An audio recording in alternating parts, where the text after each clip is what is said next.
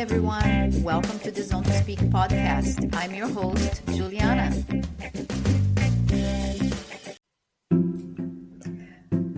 Before the episode, I have got to share one of my absolute favorite ride essentials, the Cyc Plus Smart Pump. This little thing goes everywhere with me. It's compact, powerful, and honestly a game changer on the bike. I love using it mid-ride when switching between terrains. I can drop the pressure for gravel and then pump it back up when I hit the road. Super easy, super fast. And of course, it's a total lifesaver in case of a flat or any loss of air. No stress, no hand pumping. Just press the button and go. You can grab yours with 10% off using my code ZONE2SPEAK. Link and details are in the episode notes. Trust me, once you try it, you won't leave for a ride without it. Cyc Plus Smart Pump. Smart, simple, and ready for any adventure. Now, let's hear it for the episode. Today on Zone to Speak, I'm diving into one of cycling's most overlooked yet universally dreaded challenges, staying healthy on the bike, with someone uniquely positioned to help riders to do just that. My guest today is Kat Stene, an Australian sports physiotherapist who has made Girona her home and a hub for cycling wellness.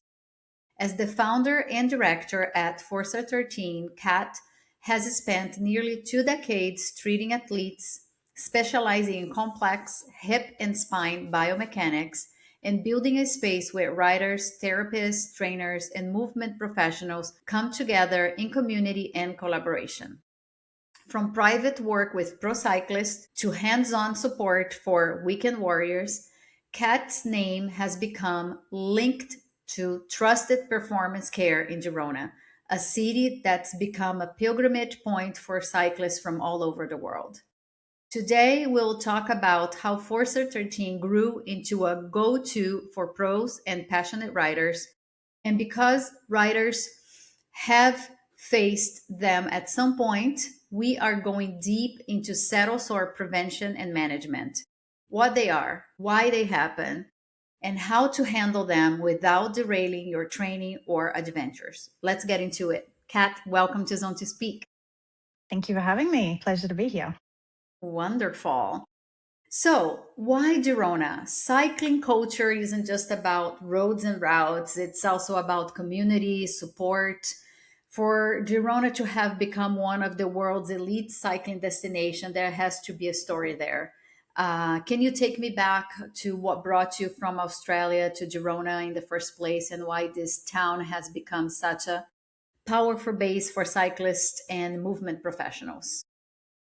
So for us, it was a little bit of a roundabout way to get here. We never actually moved to Girona for myself working in cycling or professional cyclists. My husband and I are originally from Australia. We moved to England for 5 years, and then we actually just made a health decision. We decided that London wasn't the best place to be healthy, and we kind of missed the sunshine of Australia, but we still loved to be in Europe. We just went on a bike packing trip where we put everything in storage and then rode our bikes, Wow. down initially out of England and down the west coast of France, down to San Sebastian, then across the Pyrenees. And we just happened to stop in Girona, and we had been there once before, but I didn't love it because it was cold in February. So I was like, no, I don't want to live in Girona. It's too cold. And then we happened to arrive in the middle of summer and it was gorgeous. And we met some good people, went on some rides, and then talked around with some people and was like, oh, actually, there are quite a few cyclists that are here. This could be a place that we could set up a base and I could probably find some work to work as a sports physio. Because at that time I wasn't a professional working with professional cyclists. I was actually I'd previously worked with football players, professional Wow. soccer football players in Okay. Australia. So I'd already worked a lot with pelvises and in sports. And then we made the choice because we found Girona was a good mix of the weather is good, the food is good. You can access, obviously wonderful cycling, road and gravel and these sorts of things. Yeah. And so we just sort of took a bit of a risk and went, well, let's just try it. And that was now 7 years ago. And I think it's the best move we've ever made. So the thing I think that attracted us to Girona is the thing that attracts a lot of other people. So you have the professional cyclists who just have so many choice of road routes that they can do, and also the a lot of professional gravel riders that live in Girona now as well, because the gravel scene is really big here. Yeah. And it gives them so much access to different routes that they can basically train, and the weather is usually very good. And so I think once you have a lot of professionals coming here, that starts to attract people like myself who are the support staff. So if you then have more support staff that can make a living and can make this their home, that then it can attract more people. So when someone comes for a holiday, or they do a training camp here and they realize there are all these services, that then becomes more attractive. So I think over time, these last few years, there's just been this build up of support network, and therefore more riders and then more support network. And so now it's just such an easy place for someone, particularly an English speaker from overseas. If you're coming to Europe for international competitions, it's a very easy place to set up, because there's a lot of people that will speak your language. You can access a lot of these services that are otherwise hard in other places that have good cycling routes as well. But Girona has this mix of not just good roads, but also these other services that make living here really, really beneficial and just a great place to live. So I think it's just Girona's been in this really niche area where it's got a lot of natural support. And then also now this extra support has been growing over the last few years. Yeah, I lived in Girona. I moved not long ago and I'm in Sevilla now, and I can totally see that. I mean, Sevilla is amazing. I think it's one of the places that you can still experience authentic Spanish living because it's not as international, but everything has pros and cons, right? Where in Girona, it was so nice to have this international community and also the international support. Where, here, if I go to any doctor, I have to speak Spanish. Not many people speak English. And obviously, you also, because of the sports, you have the best of the best in Girona. So that's really good. And that's how I came into Forza. And I'm so happy you're on the podcast now. Thanks. So the birth of Forza 13, which isn't just a clinic, right? It's a sports and health co-working space reflecting a different model of care. What was the spark that led you to start Forza, and how did the physiotherapy practice grow into this go-to space that it is now? So initially, when we first left London, I was about to open my own clinic there.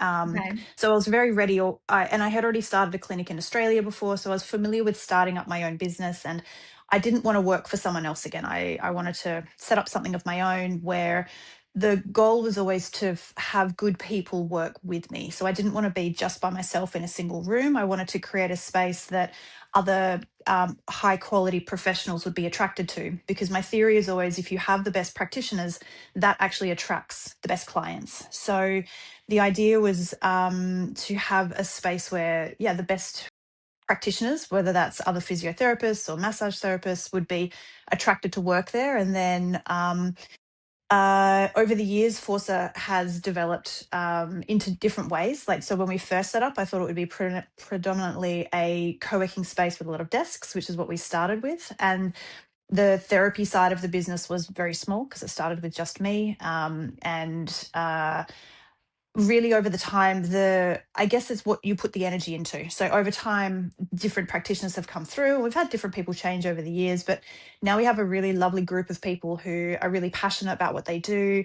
So my partner Chavi, he's a amazing physiotherapist, and his passion is more actually about working with people in the strength and rehabilitation side of the business. So he works with people on retraining and works with a lot of the professionals as well to help them with building up their stability. Then we have other massage therapists who, again, their specialty is more about helping someone prepare for races and managing their soreness. And my specialty is more about diagnosis and working with someone on fixing injuries and sort of stabilization of the core. And I have a few other little, like endofibrosis is a new topic that I like to work on.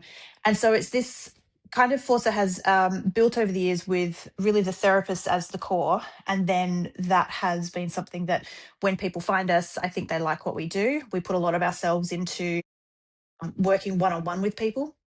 The other thing is, I really do believe in working one on one. So I don't really believe in there are other models of businesses in Spain in particular, but other places where it's you will go, but you'll go on lots of machines. And so you don't really have a physio who will spend that time with you and understand you. And so what we like to do is build that relationship with the client. So we really feel that our clients are part of our community. And then people like that feeling of being really looked after, and we really support individuals in that way. And then they just tell other people. So we don't have any marketing. We don't even have any signage. I never really got around to it. So it's all word of mouth. And I think that really builds a really strong feeling for our clients that once they're in with us, they really do feel like we're part of their team, and we're there for them to help them, whether they're a professional cyclist or whether they're, looking to run their first marathon, or whether they want to do the Tracker 360. Most of our people are very sports and activity based people. And we just look to support them in whatever way they can live their best life. So I think it's that ethos that has led to our good reputation and people really coming back and also referring us more clients. So yeah. Yeah, congratulations. You did build a beautiful space. I've been there. I am Chavi's patient. Mhm. When I got to Girona, everybody, that I was like, oh my God, I need to go to physio. I need to check what's going on with me. Everybody's like, Forza, go to Forza, go to Forza, go to Forza. So I was like, oh yeah, I need to go to this place. Yeah. I was pain free very quickly. Incredible the work you guys are doing. Again, congratulations. Thank you. And now let's dive into Settle Sore 101. Mm. So we know that settle sores can sideline your training, ruin a big ride, or become a chronic issue. But despite how common they are, there's a lot of confusion about why they happen and how to treat them. When it comes to settle sores, what are the biggest myths and what's the real science behind why they occur? So I think probably the biggest myth that I've heard, and this usually is with the professionals when we come across the saddle sores, there is that they just need the best. They just need a new saddle. It's the saddle that's the problem. So that's probably the biggest myth that I come across. And then often we'll see that a rider will for a whole season they'll get some sores for some reason, like, oh, I just need a new saddle. I'll try this new saddle. Then they go to another one and another one and another one. And by the end of the year, they've sort of tried everything and they end up in the original saddle that they were with. I'm like, oh no, this one feels the best. And through that whole process, usually we will have tried, because there are many things that actually cause a saddle sore. It's not like there is one problem. So for some people, it might be a different saddle does fix something for them. But generally, if you've had the same saddle for a while and all of a sudden you're getting a saddle sore, it's usually a combination of other things. So, one can be if generally you can think of it as a friction issue. So, if you are getting extra rubbing in a certain area, that rubbing will create extra heat. And then over time, the skin will start to break down. And you can have different types of saddle sores as well. You can have little red bumps, they can have some that are actually deeper and they can cause an abscess. They can sometimes become infected. There can be bacteria issues around, and things can like ingrown hairs. So really, it's where that point of contact is on the saddle and what's actually creating that extra pressure and that extra friction. So, chamois can sometimes cause problems. So we've had a case where there was a particular team that had a chamois where there was just a seam in the wrong place, and so a lot of riders were experiencing issues because they just found that. And again, it can be different for women and men. So a chamois that might be appropriate for a man, in on a woman, because their pelvis is shaped differently, that seam might actually be hitting just the wrong spot, and that if they're spending 20 hours a week training, there's too much friction there for that skin to actually sustain that. And so then that'll create a saddle sore. Also, I think time in the saddle makes sense as well. So if you're someone who maybe rides twice a week and you do 2 hour rides twice a week, and all of a sudden you're on a bike packing trip and you're riding 8 hours a day for 8 days, you're going to this from a very small amount of exposure of pressure on those areas of the skin to a really high exposure of pressure. So again, that skin hasn't adapted. Like if you think about your feet, the same thing. If you walk in shoes the whole time, your skin will be quite soft on the feet. If you start walking around in bare feet, that skin will harden over time. So there is Yeah. a little bit of your body will adjust to that over time. And then the other thing that I deal a lot with personally is I look at the balance of the pelvis. So if your pelvis is moving around on the saddle, so if you say have weaker glutes on one side, or if you've got tighter hip flexors on one side, we can get this rotation in the pelvis. And then if we've got this rotation, every time you're moving your pedal stroke around, if your hips are moving side to side or forwards and backwards, they're again creating this little bit of extra friction that's causing, it can create a saddle sore over time. So from a physio point of view, I would actually look at the alignment of their pelvis, the tightness of the hip muscles, the strength of the hip muscles, and then also very important is also the pelvic floor and the deep core muscles. So for me, if I've talked about all these things with a rider and we're thinking, okay, you don't have a much increase in training, or it hasn't been that you've gone from a cold country to a really hot, damp environment, because again, sometimes if it's hotter, if it's sweatier, you can actually create more, like more bacteria will kind of grow. Hygiene also is sometimes not really with the professionals, but sometimes if you're on a bike packing trip, if you're using the same chamois for a few days in a row, then bacteria can actually be a little bit of an issue there. But also, if we've discussed all those things and they're okay, and I'm looking at their pelvis externally and I'm like, look, the balance here is okay, I actually will often send them to a women's health, usually for the females, but a pelvis internal women's health physiotherapist. And they will actually assess the pelvic floor muscles on the inside. So the pelvic floor muscles are really important with the core, and they help to stabilize and control the pelvis. And again, a lot of the times, if these muscles are overly tight, we're not getting the correct relaxation of those muscles, and that can cause more issues around the pelvic floor and therefore around the pelvis. So I would say that really it is a multifactorial issue. When I've spoken to other doctors about this, generally they'll say things like, post rides, you want to use just generally soap and water to clean the area, make sure everything's dry. If possible, with your chamois, washing them every day, having them dry when you start is good. Having good chamois creams. There are different options for people to use. And then if something comes up, you do want to try and treat that quite quickly. You do want to, there are different creams, antibacterial creams and things like this, because a small bump isn't necessarily going to stop someone riding. But if that becomes infected, or if it turns into an abscess, we've had people on some of these long distance rides, like the transcontinental races, where they've continued to ride and ride and ride on these saddle sores, and they've had to stop and get surgery because these abscesses have actually, they've gotten to the point where they've actually needed to sort of clean them out and cut them out. So I definitely don't recommend that. I recommend if you have something, you should probably take time off the bike to allow that tissue to heal, because it's like really important. So many questions, so much to unpack. Oh my God. Okay.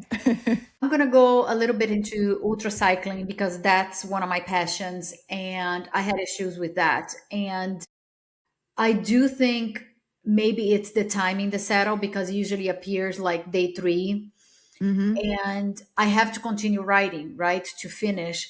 So one of my tricks, which you probably will hate, but I just put like numbing cream so I can get through it and finish, which is just making the problem worse. I'm just not feeling anything. When a rider tell you, myself, I have tried everything and they still show up, what are the most common missing pieces that maybe they are not seeing that I'm not seeing, right? Because like I do the hygiene, I have a good bike fit, I'm doing the chamois cream. I think I have a great, brand that I use. I only use Albion, which I love. I think it's great for women. Has worked for me. I think there's different things that work for different people. It does appear, but again, I am doing all those, 15 hours on the bike. Of course, we train for that, but when we are training, obviously, I'm not doing a week of 10 hours ride every day. Yeah. Yeah. I think for the ultra cycling, it is well. So the first thing is, my question would be, does the saddle sore appear in the same place every time? Because if it does, and it's like, okay, it's always on my right side, it's always in this area, something Yeah. like that, we're like, okay, that area has more friction. And so my question would then be, why does that area have more friction?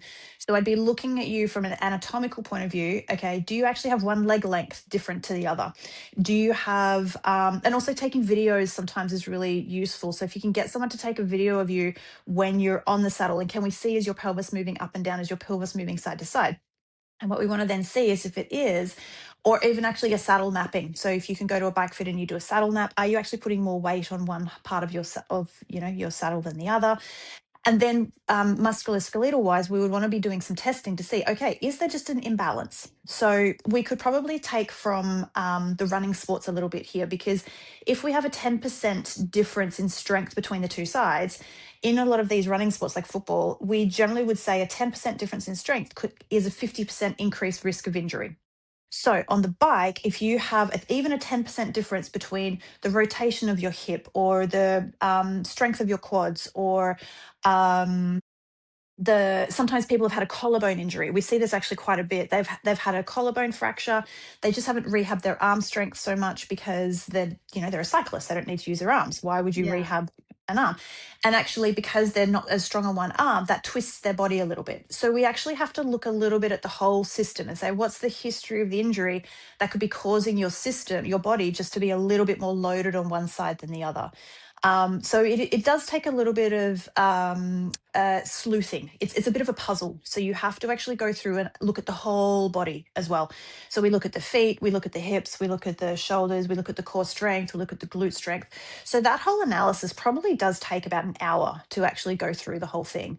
And you also, I would say, you want to go to someone who is a cycling specific therapist, because like before I worked with cycling a lot, I wouldn't have had any idea of how to do that and put it back into how is it applicable to an ultra endurance cyclist. I'd been like, what? You spend 15 hours on the bike? Like, that's insane. Like, who does that? And now I know lots of people, I've done that. So it's like lots of people do that. So I would say if you've done all the other things, my guess would be there's probably something physically that's causing a little bit of extra pressure in that area. And then it's sometimes a quick fix, and sometimes it's like, all right, well, if you have one leg longer than the other, like I have that. And so I tend to have a tendency to have more saddle sores on the right side of my body if I haven't been training, particularly if I haven't been doing my strength work in the gym, and I just go out and do like 3 weeks of heaps of riding. I'll tend to find that will be my side. It's my weak side, and that's my side that will have problems. So with my leg length difference, I just know I'm never going to change that, but I can compensate by doing my strength work, so it's not so much of a problem. So we all have imbalances in our body. No one's got the perfect mold. And so I think my opinion is a lot of it is about building your body's resilience, building your body's strength to compensate for those imbalances that we have. And so that's where I also think some people get trapped with trying to find the perfect bike fit. They're like, oh, if I just move my cleat like 1 millimeter to the left, and if I just raise my handlebars 1 millimeter, and if I just tilt my saddle nose down 1 millimeter, that's going to make all the difference. And I'm thinking, after 15 hours of riding your bike, like that stuff goes out the window. Like you're just getting by however you can. Yeah. So yeah, that's generally my opinion, is trying to find there should be something that's causing it underlying, and you probably just haven't quite found what it is yet.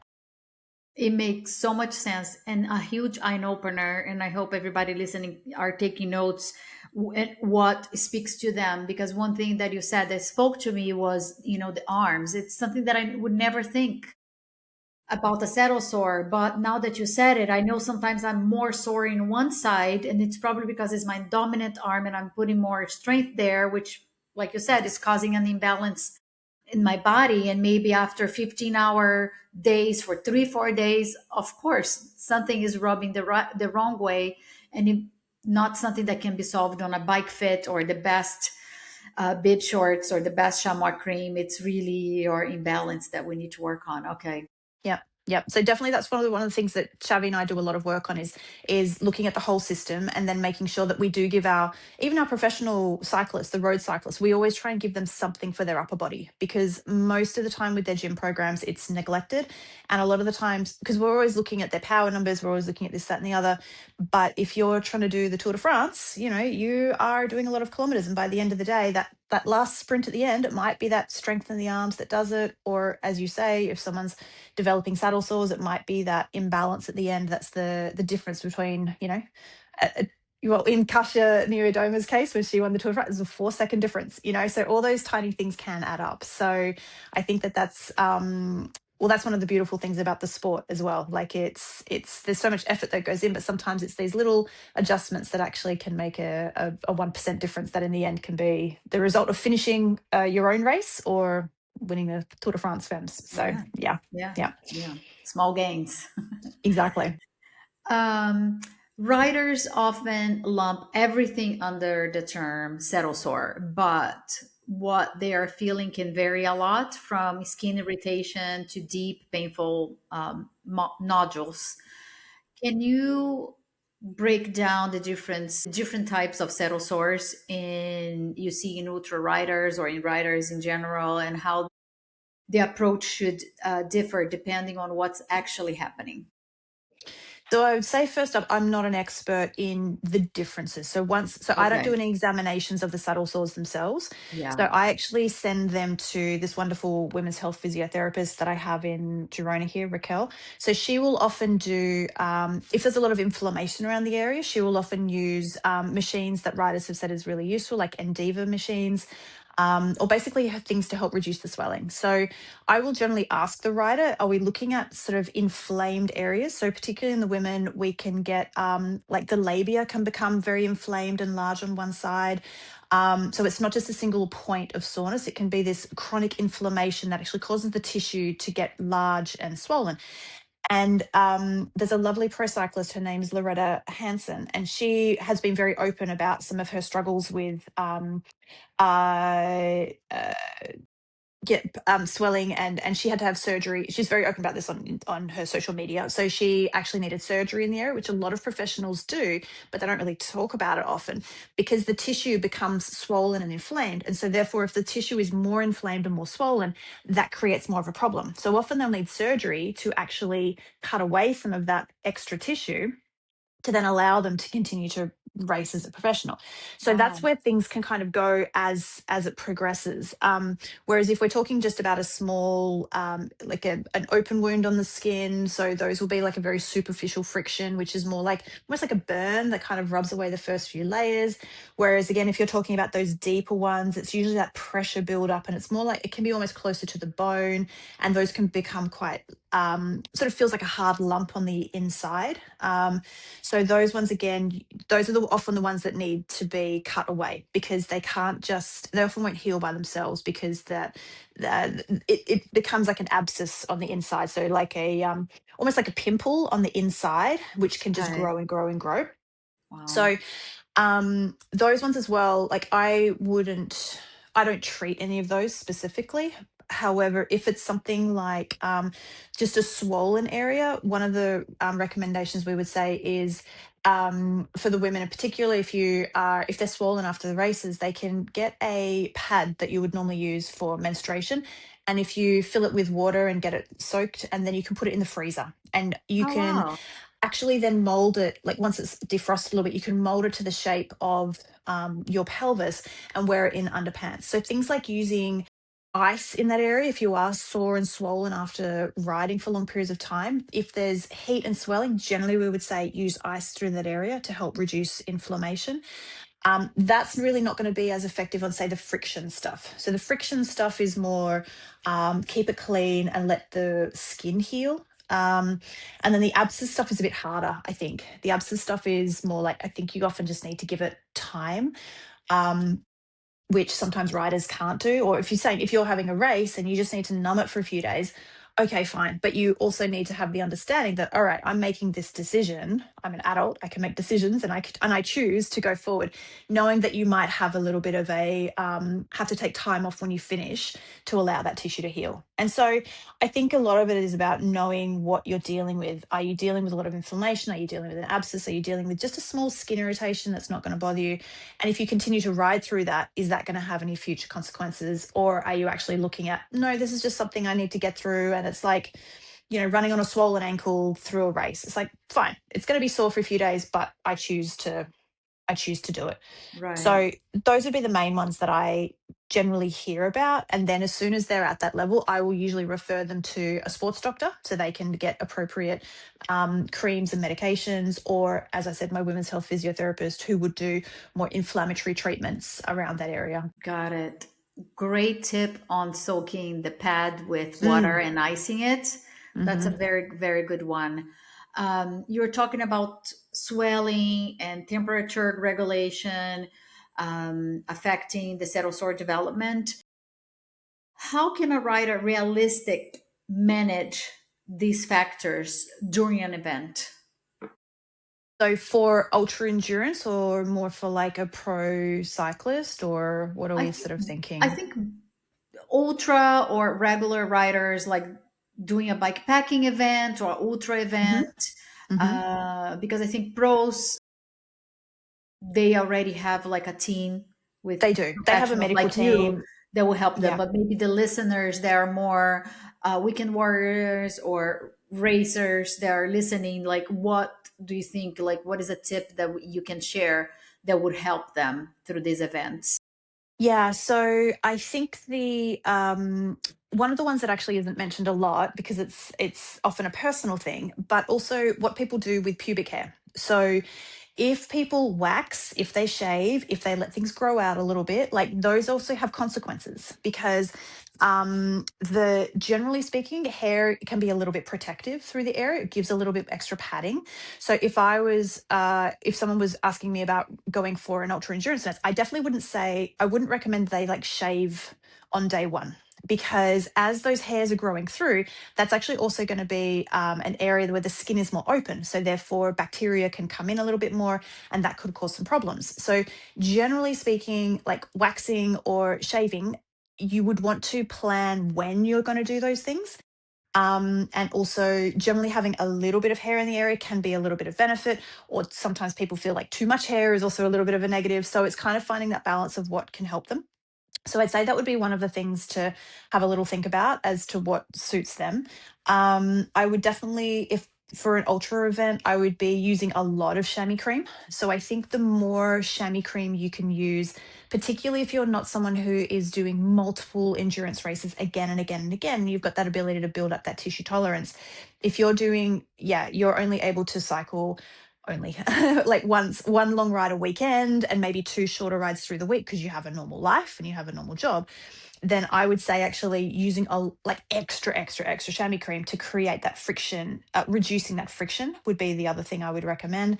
um and just being almost as like, you don't have to use any special soaps or anything, but just keeping the area clean as much as possible. So a good general soap, drying the area after, and if you do have any open wounds, treating them with some sort of antibacterial. So whether it's a betadine or whether it is like a, depends what country you're in, but there are lots of good creams that are generally antibacterial. So if you then, I mean, it's hard when you're doing ultra, like, how are you going to get access to cold ice to sort of make an area like reduce? So, I mean, maybe it's if you, there's a cold stream, you could actually just sit in a cold stream for a while and actually let that area. So, if you're in a hot country, say you're doing Badlands in southern Spain, like, actually, I don't know if there's any cold. Yeah, so I think there's a part where it maybe goes near the ocean. So it would be, all right, is it worth just sitting in the ocean for 20 minutes and just allowing that area to cool down? That also has consequences because if it's in a salty area, then sometimes the salt can create, I don't know, it's cooling down would be one option if someone has access to that. Keeping everything clean is the other option. And then also just, I have had people do, I have had people, I have seen people do crazy things like put extra padding or like Double cutting out padding. areas. Oh, double padding and stuff. And at that point, I have no personal experience in that, and I'm just like, they got to do what they got to do. So if it works for them, then do it. So, yeah, that's probably all I have on that answer. Desperate time, desperate measurements. Exactly. Yeah. Um, you touched on chamois cream. Is it okay to use baby diaper cream versus made for cycling chamois cream? Do you have an opinion on that, or it doesn't matter? I I don't have an opinion on it. I mean, I use ASOS just because I always have and I like it. But I have also tried actually just a cheaper one from Decathlon, and I found that one was kind of okay too. So I don't know if there would be a reason why you couldn't use one over the other. So I think it would be a personal preference. I would actually try the different ones, and if it agrees with you, great. There's probably quite a bit of marketing. I know ASOS has a female version, a male version. I've tried both. I don't think there's a difference. I think it's just one is pink and one is blue, but maybe they have different ingredients. I don't know. But again, I think it's a really personal preference. And some people don't use chamois creams at all. Like I know some pro riders who are just like, nope, never used it, don't need it. But again, their tolerance is probably built up because they're averaging 20 to 25 hours on the bike a week. So they're fine with it. So I do think it's useful for people who are a bit more like going from small amounts to large amounts. I think something is better than nothing. Makes sense. Makes sense. One question I have, I don't know if you'll make sense, but saddle pain doesn't just affect the body, it wears on confidence, motivation, and even decision making sometimes, especially Mm. if you're doing an ultra or bike packing. From your experience, how much of saddle sore management is physical versus psychological? Like, how can riders protect their Yeah. mental game? That's a really interesting question. I think a lot of that comes down to knowledge. So, if the person has a good understanding of what the problem is, then it doesn't necessarily change the pain of the problem, but it can change the fear of not knowing what it is. So, we often will um, uh, there's an anxiety and there's a fear around injuries. So it and having that knowledge of like, okay, well, this is what the problem is. I know why this problem is. And so therefore I can make a decision about this problem. Whereas if you're like, okay, I'm going into something and this pain is coming up, but I don't know why it's there. I don't know if it's going to get worse. I don't know if I'm going to cause myself damage. Then that's a question that will just continue to play again and again in the mind, and you're going to be using actually up energy and mental space trying to solve a problem that you don't have the answers for. So I think a lot of the time it would be actually getting the knowledge beforehand. So again, example with yourself, if you know after 15 hours you're going to get a saddle sore, like that's fine if you know why, and then you can be like, cool, this saddle sore is going to come up, but I know if I just put my numbing cream on it, I'm going to get through it and it's not going to cause me a problem long term.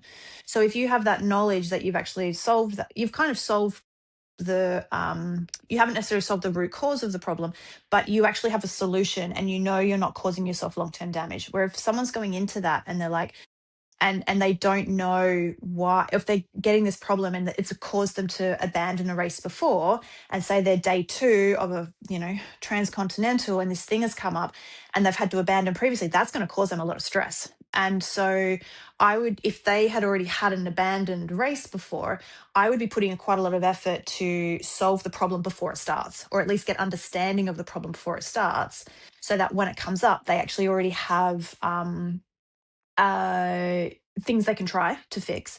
And if they know, look, I can't fix this right now, they know, okay, well, what's the likely outcome going to be if I keep pushing through this? Am I giving myself long term damage, or is this just going to be a pain thing?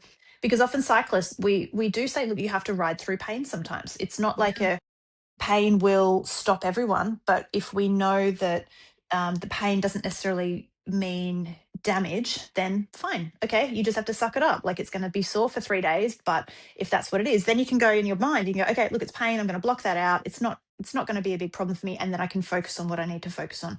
But if you're constantly questioning what's going on, that's going to, I think, really stress people out and really get in their heads and probably be more of a problem than potentially what the pain actually is itself. Yeah, it makes sense. Thanks for sharing that. For writers listening, it could feel a little bit overwhelming, the complexity of all of this.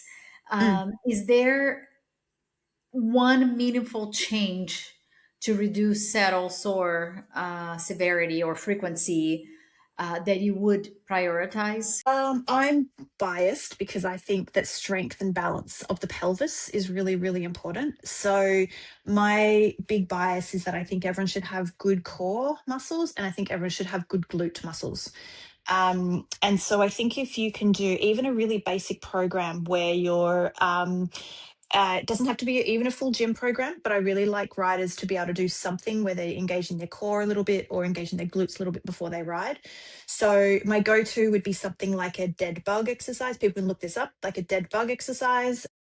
a type of clam exercise. There's one I call an advanced clam, which is a little bit more laying on the front, 45 degrees down, lifting a knee. I think someone has that on there's a YouTube video I saw. They didn't call it advanced clam, they called it uh, like clam lock or hip lock clam, something like that.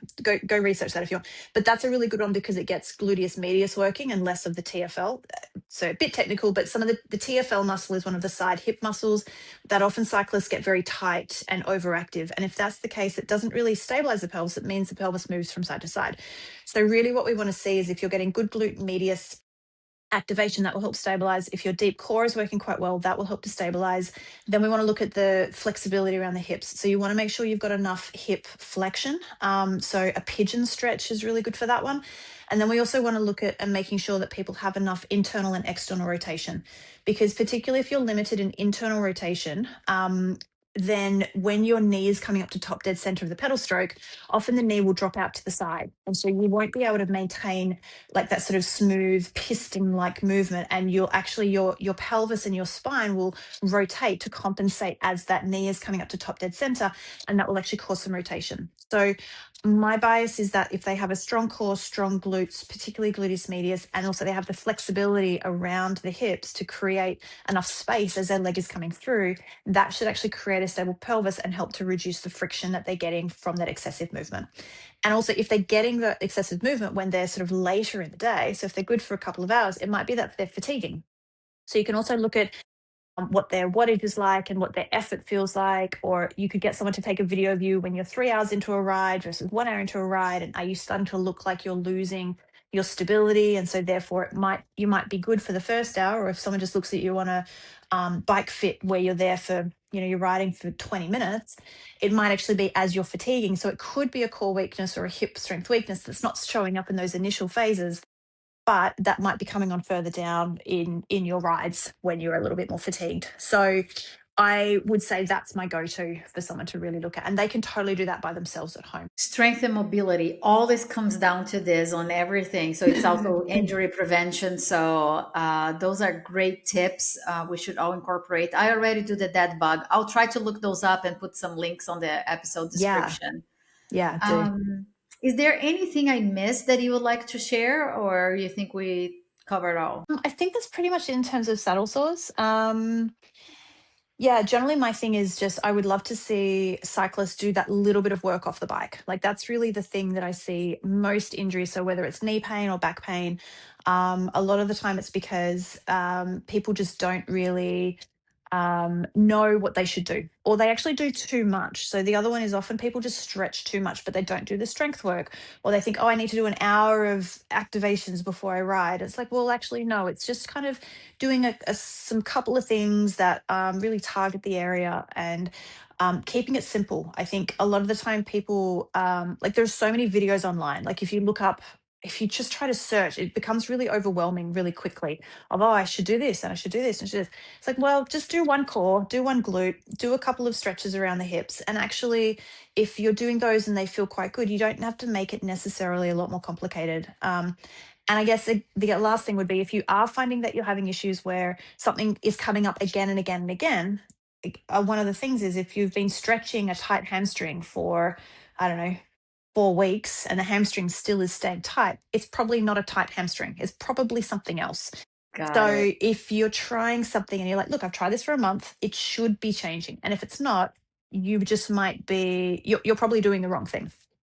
Um, so at that point, if you can't fix that yourself, I would say, yeah, go to someone and just get an analysis. And hopefully there's someone that is a cyclist as well, because I think having a therapist who does also ride is they will talk your language. So I think that's Yeah. quite a nice one to step in, and you can say, "Oh, I've been doing zone 2, or I've been doing this," and they're just nodding along, going, "I understand what you're talking about," rather than sort of not really understanding what a cyclist will do and what that training involves. I think that's quite a good one to find the right people to support you in what you do. I think that's really good to have that right sort of create your team that supports you in your goals. I think that's important. Yeah, I agree. I find it so funny when people are like, "Oh, but my doctor said I could go back to running or I could go back to cycling." I was like, "Did you explain exactly what your running and cycling are, is?" Because a lot of times if the doctor doesn't know exactly your load, it's easy to say like, oh yeah, of course you should go cycling, it will help, but they Mm-hmm. don't know that you're doing like 8 hours, 10 hour training. Mm-hmm. Mm-hmm. Yeah, Exactly. It's quite yeah, funny. And then also, and often friends don't understand. You could talk to your friends about, oh, yeah. I have this. And they're like, what? You're crazy. Like, what are you doing? And, but Mhm. then when you're in your own community, I was like, oh, yeah, 8 hour ride. That must have been nice. You must have seen Yeah, some good things. So yeah, I think finding the absolutely. right people who speak your language is a really important way to, yeah, just kind of, yeah, have people that understand what you're doing. I think that's important. Yeah, agree.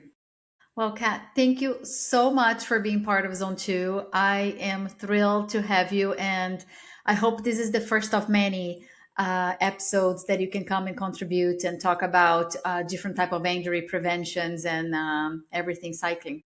Yeah, would love to come back. We should do it again. Awesome. Well, thank you. You're welcome. And that's all for today's episode. I want to thank the listeners for tuning in. Your support means everything. If you enjoyed this episode, please consider following, leaving a review, and sharing it with your friends.